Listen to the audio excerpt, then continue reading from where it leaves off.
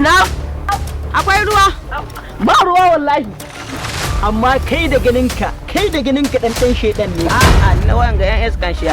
Love between the rich and the poor. That is Mujahid. Love with the son of a rich man and the makauniya. They are youth demanding for legal and illegal wealth. They trespassed into the makauniya's house with the intention of robbery, but unfortunately, watch out, makauniya.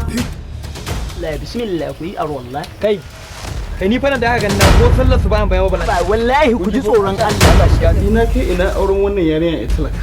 Kar ka manta fa mahaifiyarta ba gidan nan take wanke wanke da shaye-shaye. Wallahi I want The indireba production, a company that produces Kubra Aljana, is currently presenting you with the interesting and exciting film called Makauniya. Wow. Oh my God. Have this fine girl, man. Salamu alaikum.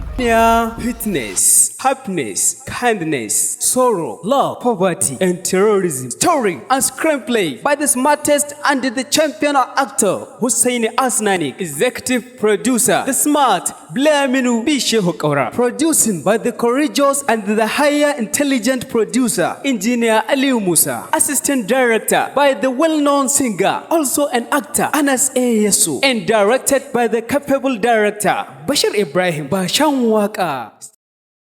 In muka shiga gidan nan ka nuna mana za ka mana wani iya in ba sai mun ma balle balle ba guda ke cikin mu shege ne. Wallahi salon alon zan bi ku. Siyama. Na'am.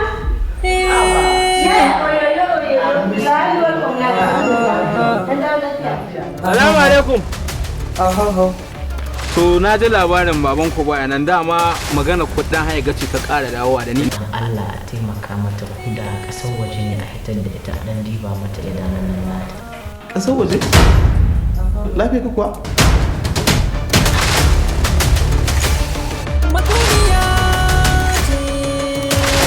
Allah sarki makauniya ce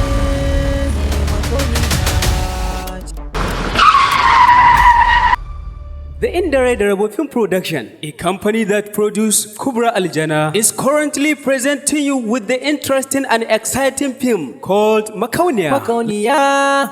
Each man and the makauniya that come from the poor family. How can this be possible? Mujahid father consider it as antagonistic, bogus, proletarian relation, and they love one another. What will happen? Watch out, makauniya. Watch out, makauniya, coming soon.